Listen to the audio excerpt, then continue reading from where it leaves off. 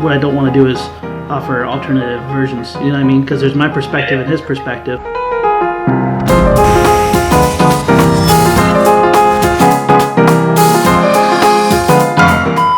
The secrets of FlightTest's past remain shrouded in mystery, but one thing is certain. They've done a great job of hiding the past, at least until now.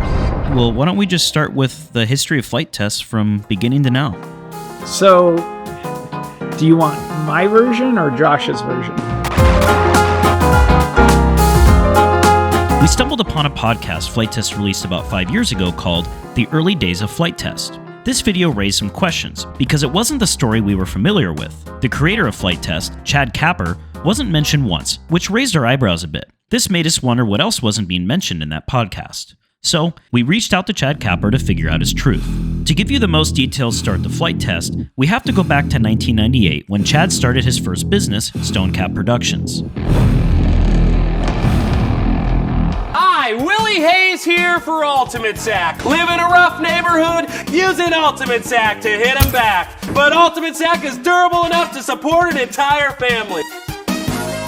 Perfect for hours of comfortable bird watching. A lot of his work at the time was producing corporate videos such as TV commercials, presentations, and really anything animated. It was a lot of fun, but I got really sick of working with clients. They want to make some kind of presentation or sales video or commercial or something to push some product that I didn't care about. And it gets old. And then when it's all said and done, you just move on to the next thing, and that thing didn't even matter anymore. It burns you out after a while. I was doing it for 14 years. I just took everything that I wish my clients would have done, and I just did it myself.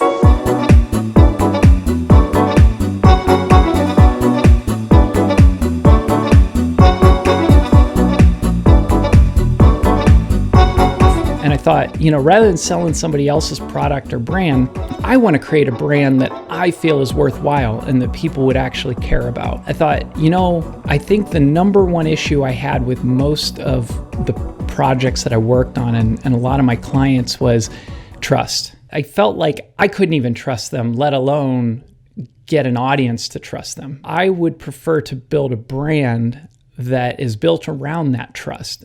And I'm going to combine all that into just my perfect basket of stuff.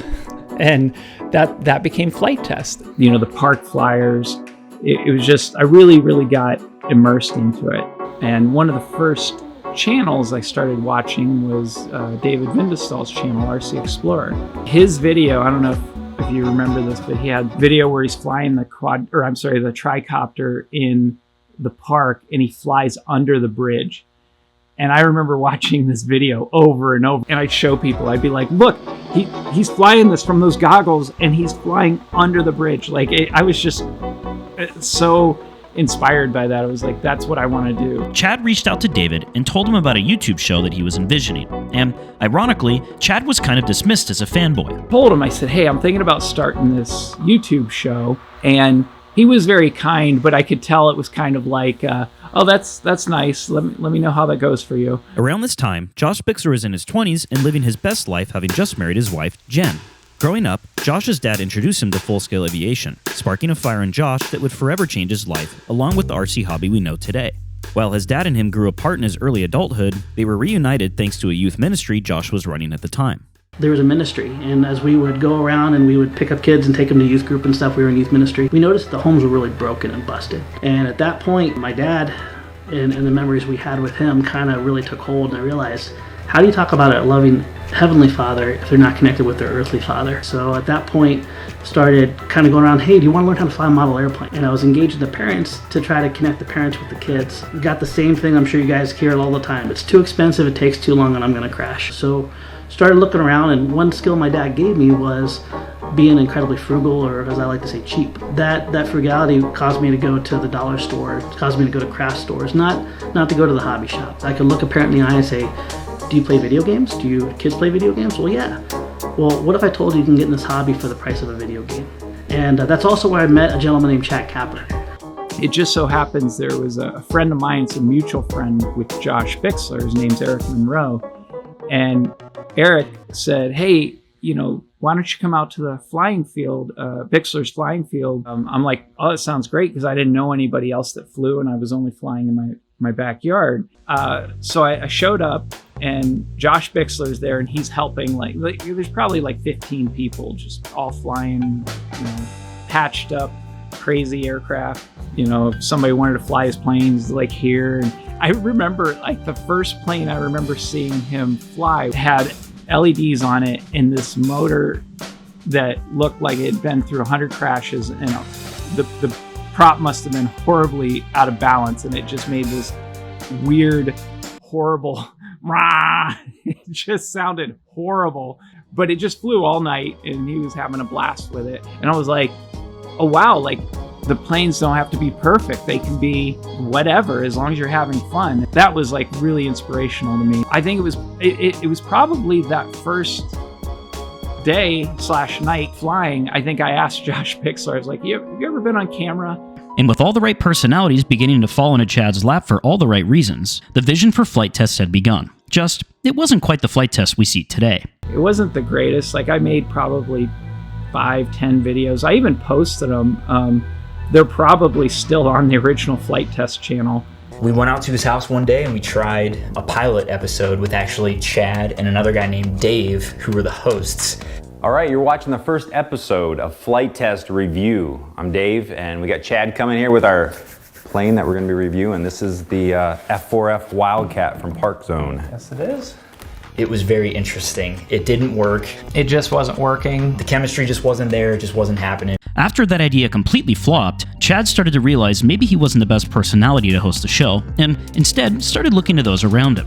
As Josh and Chad started to get to know each other, the inner producer in Chad started noticing how charismatic Josh was. And that's when he started to wonder, how would Josh look on camera? I want to make something that's informative, educational, and inspirational. I shared the concept with Josh, and he's like, sure, let's give it a try. And my thought process is it would be me and Josh. But before we actually did the shoot, one of my employees, Michael Caminetti, who's a wonderful cinematographer and can be credited for all the music of Flight Test, especially in the beginning, like, he actually composed it. He would shoot the show, edit it. He said, hey, what about your cousin, Josh Scott? He's great on camera. He's done all kinds of acting. He's also likes to learn things. And, I think this might be a good combo where, he's coming from zero. Josh has been around the block.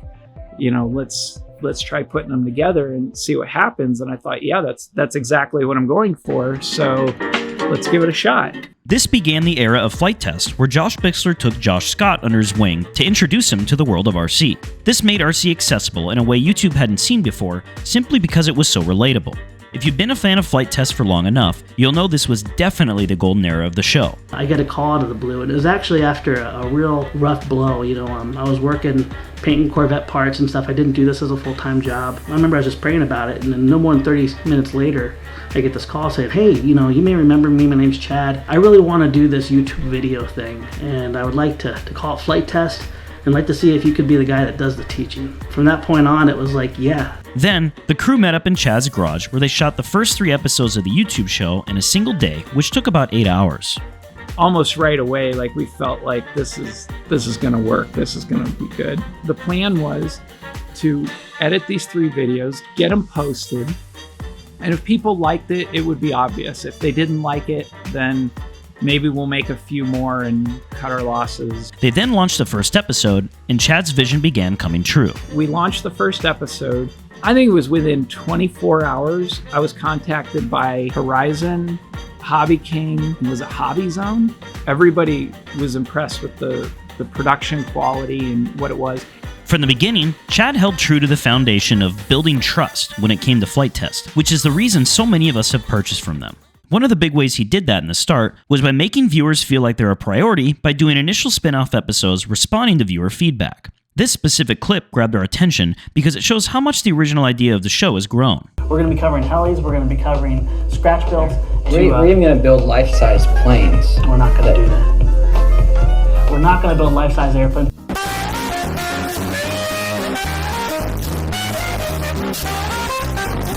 The team even got to fly out to California in their early days to meet with the then owner of Hobby King, where they got to stay in essentially a B&B mansion. It was a literal dream come true for the team who were used to working regular jobs. Oh, and a fun fact, yours truly, as the passionate, annoying kid stereotype from our Pilots You'll Meet video, even gave Josh a call coincidentally while the team was filming during this Cali trip. Whose phone is that? Josh Bixler. You gotta be kidding me. Oh, wait a minute. It's Zach from Washington. Okay, hold on. Hello? Hey, how you doing, Zach? Zach, you're interrupting the show. Oh, LA's going awesome. As a matter of fact, we're flying a review right now. You're gonna probably see yourself on camera. The sun's going down. So, let me go ahead and call you back, okay? Guys, that was Zach from the Red Devil Squadron. He is an awesome young pilot. Moving back to Chad and David, as time went on, the relationship grew to being more than purely professional. The two were genuinely best friends. Here's some rare footage Chad sent us. 1962, and it's unopened. So if I buy it, will you eat one? Yes. I'm just cutting a hole in a 52-year-old box. Yeah, it smells like crackers. Oh my gosh. What? That was a really bad aftertaste. It doesn't get better. It tastes horrible.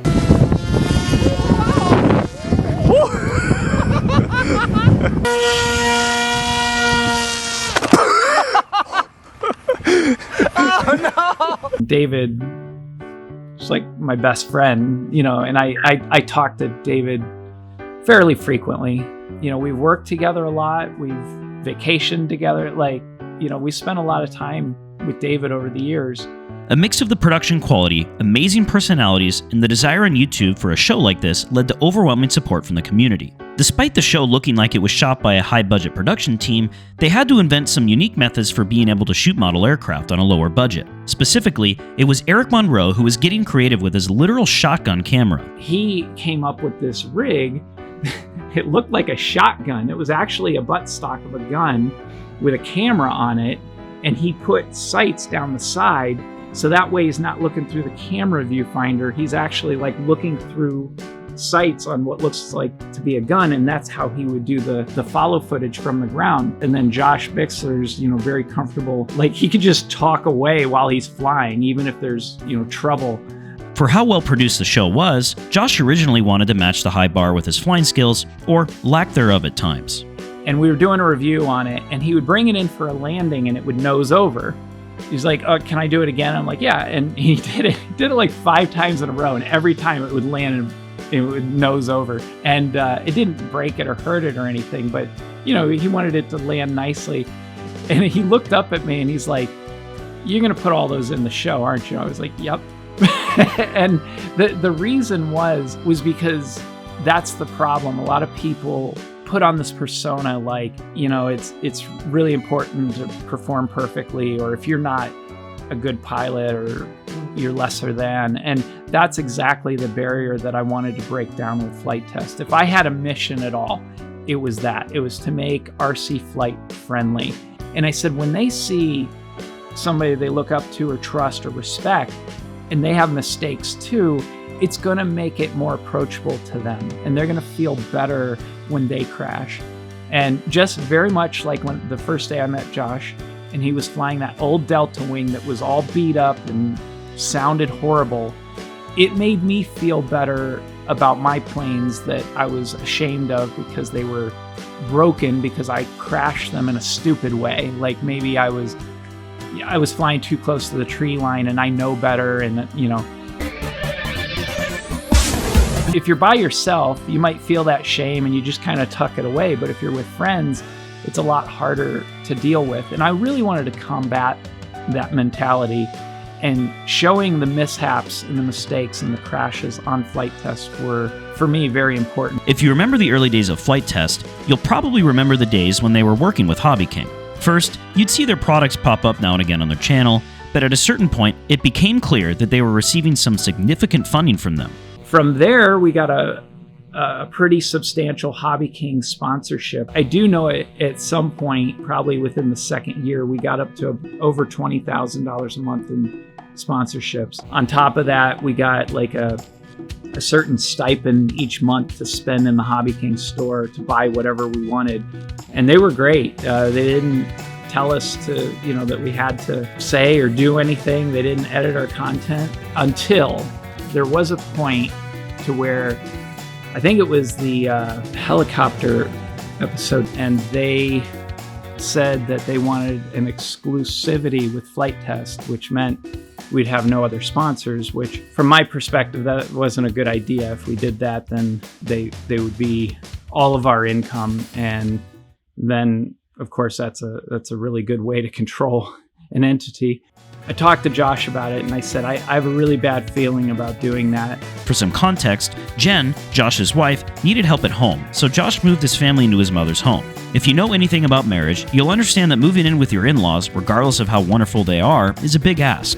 But Jen wanted to help at home and was willing to make the sacrifice for Josh. Despite all this, we found it incredible that Josh rejected the exclusivity deal from Hobby King, which would have essentially allowed him to do flight tests full-time. He wanted it to be a full-time gig. I wanted him to be there as a full-time gig, but we couldn't, create a substantial salaried position just off of, sponsorships. And I deferred to him a lot because it really impacted his immediate financial life more than it did mine, because I had another company. So I talked to him and I said, they're making an offer to do exclusivity. And I was kind of shocked because he agreed with me. Even though, he was working towards a full-time position, he had more to lose by saying no to it than I did. And the fact that he stuck to the mission of FlightTest and wanting to see it flourish was really inspiring to me too. And I felt like,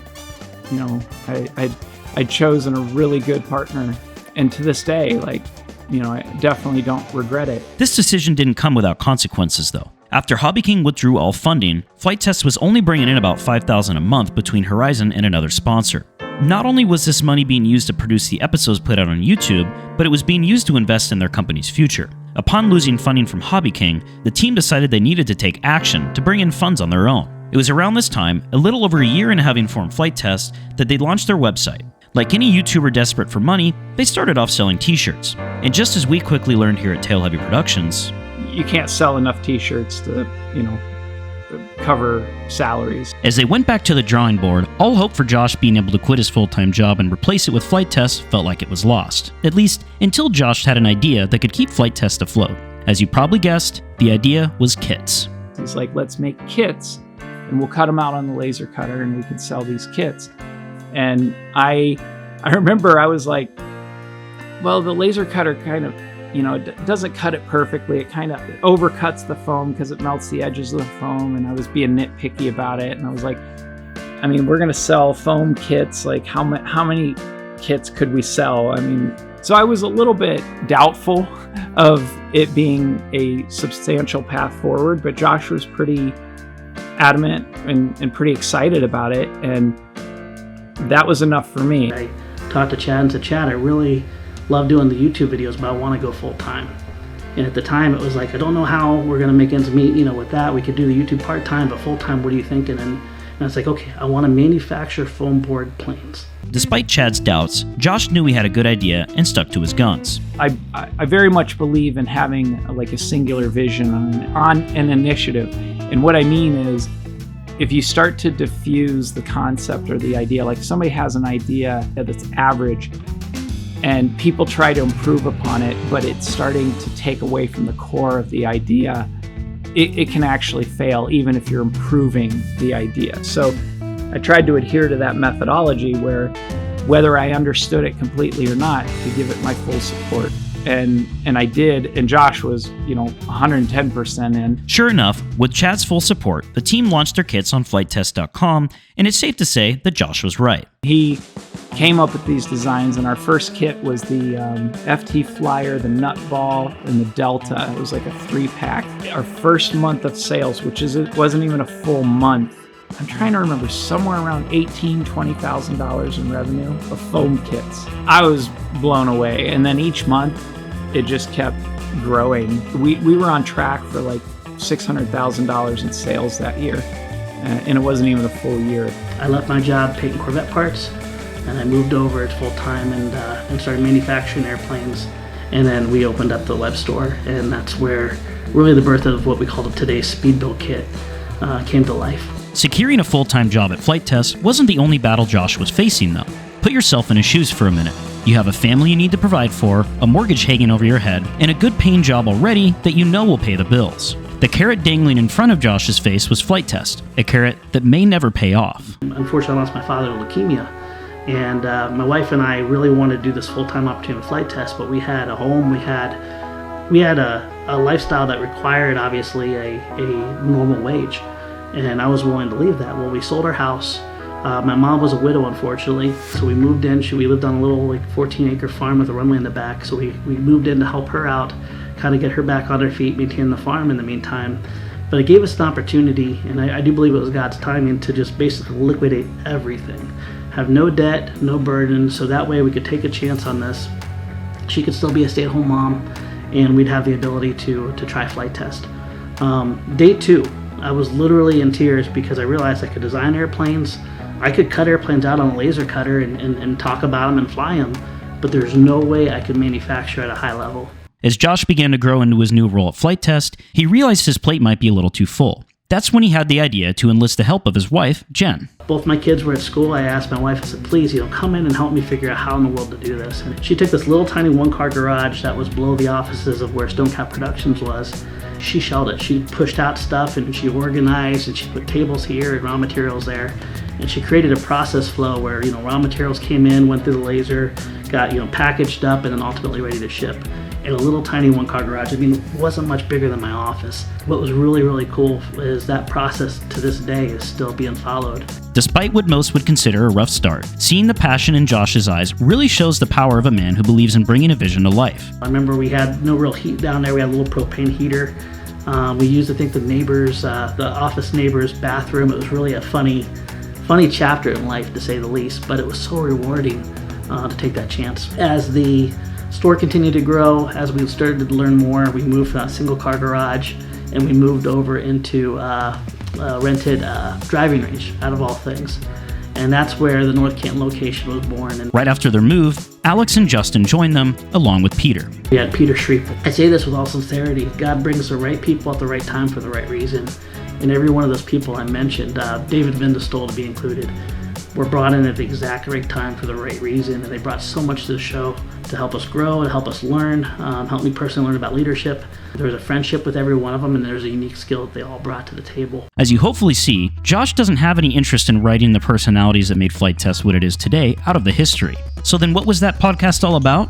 We're not entirely sure. However, it's worth noting that it is unlisted on YouTube. Our best guess was that Josh wanted to focus on the family side of FlightTest to further their overall message in trying to build a family, not just a community. Before making this video, we also asked a question on our Discord. What would you ask the creator of FlightTest if you could ask him anything? By far, the biggest response was, what happened to people like Josh Scott and David? I've never had a direct conversation with anybody saying, why did Josh Scott leave or why is he not on the show? So I can't really answer that. But my take on it is you can only be a beginner for so long. And he's also, he's very involved in his church. He's got another channel called Memoirs of World War II, which is phenomenal. So David and I since day one, we're very much on the same page and very similar in how we saw things. And, he really bought into my version of the vision of FlightTest. David's like me. He likes to try new things. I think that's it. Just, people that are passionate and creative kind of go down the path that they're most interested in. And I don't think there was one day where he was gone. I think it was more just he got more and more interested in other things. As Chad had mentioned before, when two people try and combine their visions, it can quickly become a tangled mess. Chad held true to his values, and after seeing how well Josh was doing leading the team at FlightTest and coming up with amazing ideas on his own, he decided it was time to leave FlightTest and move on to another project. Without even having had a full year under their belt selling kits, FlightTest had made $600,000 in sales that year per Chad's recollection. It was doing quite well. People would say, well, if you're growing, you're doing well, why would you sell it? I think at that point, Josh and I started to develop different visions of how we thought it could go from there. And it did create some tension. It just so happened that there was a friend / mentor of mine, Kevin Grays, the CEO of Lauren International, that I started meeting with on a weekly basis, just really as kind of a mentor, like a business mentor. I shared with him that, this thing's growing pretty quickly and Josh and I kind of have different ideas about how it should go. And he tossed out a possible solution that we eventually went with, and it was really best for everyone. And it was that Lauren International buys FlightTest. I get to join the Lauren team in an executive position. A FlightTest would be owned by Lauren International, and then Josh would be put in charge of it. With Lauren International having taken over FlightTest, Josh became the new president of the company. However, if you weren't on the inside, it's doubtful you would have even noticed. We kept to the same visions we had before: family friendly. It's all about designing, building, creating chaos, but also making it repeatable and making those memories able to be had by different individuals. Over time, as favorite cast members had come and went, people started voicing their complaints publicly, reminiscing about how the good old days of FlightTest had gone. So, we asked Chad how much freedom Lauren International grants the team at FlightTest since it was sold to them. I mean, to this day, they still have a lot of freedom. Josh runs it. It's definitely his vision. That was something that I was definitely concerned about, and most people would be, because there's a lot of horror stories about corporations buying small companies and tearing them apart or dissolving them. Or, kudos to Kevin Gray, the CEO. He believed in Josh like I did, gave him the resources to grow it beyond what I could have. So maybe that Redditor's complaints were wrong. Maybe it wasn't Lauren International that made the show lose its spark, but rather it was the other event that took place at the time, which was Chad's departure from the show. The overarching theme of this, what you're going to hear, is Flight is a tool. Flight is not what I wake up passionate about every day. Flight is a tool. The people are the things I'm passionate about, and I don't say that tongue-in-cheek either. While we can't speak for Josh, the 1% vocal negative minority will always outvoice the 99% of people who are happy. If we had to guess, the earlier Redditors' complaints were someone with experience like us who have been in the hobby for a long time. And to be honest, they weren't entirely wrong in their complaints, just their analysis seems a little skewed. Did FlightTest become too profit-driven? To some, maybe. They did, however, become focused on expanding the hobby to connect people who have never even heard of it before. And, as a result, some groups had to suffer. In this case, it was people like us, those who have been in the hobby forever. If you think about how FlightTest started, it originally was more catered to those deep in the hobby, releasing reviews, in-depth tutorials, all stuff that wouldn't pique the interest of someone brand new to the hobby. There's simply no way you can appeal to everyone on the platform of YouTube, but Josh's decision clearly was for the larger group, to help expand the hobby and connect people through fellowship. Family first. And for that, we really can't fault him, only thank him. And on that topic, we were curious to hear about an alternate version of history where Chad still owned FlightTest and was pursuing his own vision with it. Probably what I would do differently is just, be always on the search and trying to incorporate people that are trying to really push the limits. I'm a little more flashy. I like to put people up in the headlines, and I like to try to build superstars. FlightTest, as it is definitely more community based, and that's fine. It's hard to explain. I think I would be looking to always incorporate people that are just trying to break out of the box and really push the limits. But it doesn't mean that what FlightTest is lesser than or anything. I mean, who knows? My way might not even be sustainable. Up at the point that when FlightTest was sold, I think when Chad left, it was right around 100,000 subscribers. That point from 100,000 to just a few years later, we were hitting 1 million subscribers. What I really believe was during that time, we couldn't just be a YouTube show. We couldn't just be a fan base. We had to go from a fan base to a community to a family. And that happened very quickly over the next following couple of years. I remember, I think it was Alex Zavada leaned back and he goes, "A festival of flight." With that, one of the greatest events in RC, in our opinion at least, was born. If you haven't been, we can't recommend it enough. Aside from all the cool projects you'll see, FlightFest is a refreshing reminder that being limited to only flying 5 planes in the air at once, all while a safety officer is breathing down your neck, really isn't necessary. They redefined what it meant to hold an RC event, and unfortunately, no one else seems to have really taken notes from them. I remember going to corporate okay, we have this idea, we want to basically have a flying event, but it's not going to be like any flying event that you've ever seen. We want to have this, build tents and everything. And the whole purpose was not just to bring your toys, fly them, and go home. It was to really introduce people to flight in a way that we did with that flying ministry that was started so many years ago.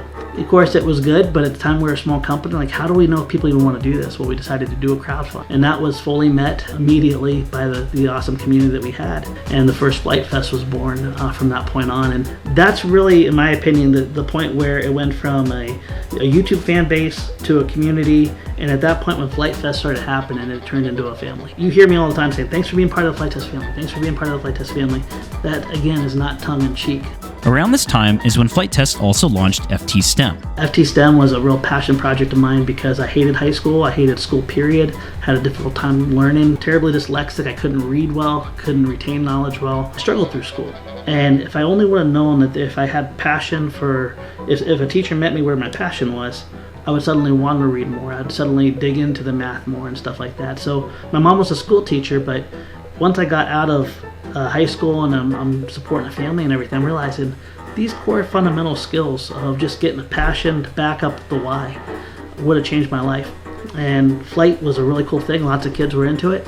I'm like, you know what? I'm going to see if we can make what is now called FT STEM, where we take model aircraft, model aviation, all the benefits from reading, writing, physics, communication, and we bundle that up into a STEM experience. After FT STEM started growing its roots within the community, Josh had another vision. He brought it to his wife, Jen, first. And it's like, okay, we can't tell people their family unless they have a home. And so went home to my wife, and I remember for probably 3 or 4 years, I was trying to find a chunk of land that we could buy and then ultimately use as a free open air park. Door after door after door kept shutting. I'd see a place, it's like, thank you, God, this is perfect. This is absolutely what I need. Slam door, slam door. And my wife was like, just be patient. It's in your heart. Wait for it to happen. Continue to pray. I remember this one thing. I don't even know who connected us, but ended up talking to this lady named Diane. And Diane owned this golf course. And so, Diane, can I meet with you and just kind of share an idea? And we drove around for 2 hours. I was brutal. I was like, see these trees? I would doze those and I'd put a runway here. And see this over here? I think I'd do this. And at the end, she's like, you're absolutely crazy. And I love it. A lesser-known fact was that after Josh had found the perfect location, him and his wife took on the loan debt for the land personally. His reasoning for this was that if the project went south for whatever reason, the financial burden wouldn't hurt the community. Their trust wouldn't be hurt or betrayed. Sure enough, it worked out and Josh held true to his promises. To this day, the land is still used for not only the content we see weekly on YouTube, but more importantly, training days, flying events, quad racing, and just being an overall welcoming space for anyone interested in family, fellowship, and model aviation without the barriers. The crazy thing, despite 2020, they've seen nothing but growth as far as numbers when it comes to people coming out to fly with them. Recently, Flight Test became an FAA-recognized community-based organization, also known as a CBO. While the AMA recently became a CBO as well, Flight Test believes that it is important to have multiple organizations under different niches of our hobby leading the way together to keep model aviation alive into the future. Lee Katchner, a longtime friend of Josh Bixler, led the effort for Flight Test and did an amazing job working endless hours to make their CBO become a reality.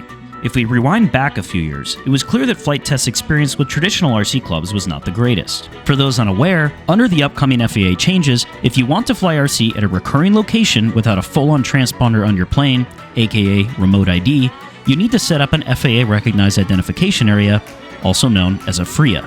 Flight Test's vision for their FRIAs is a modern change on the AMA RC club concept with a lower bar for entry. They decided to call their FRIAs flight sites, which promote the idea of a large flying family community operating from their eyes less on gatekeeping and more on inclusivity. No board members or other previous requirements are required, just a community group with the desire to share flight. Time will tell how this approach will work out, but it's a unique one nonetheless. The FAA just released their first rendition, and I say that lightly, of how they want people to apply.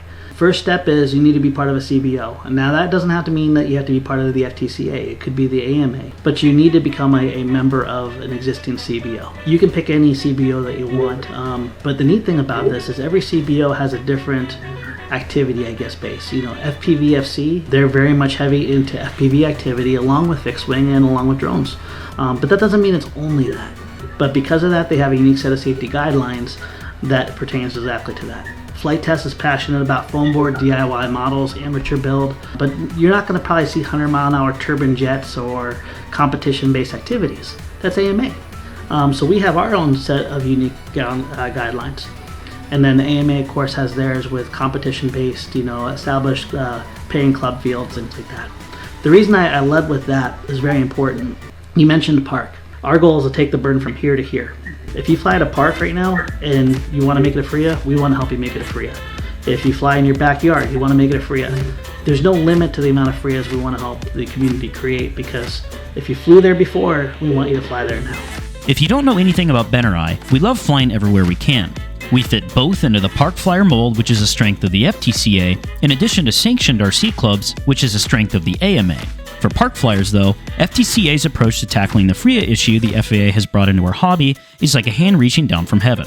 We realize most of you don't care about regulations and will continue flying wherever, whenever you want. However, there's also the niche group out there like Ben and I that prefer to adhere to these regulations.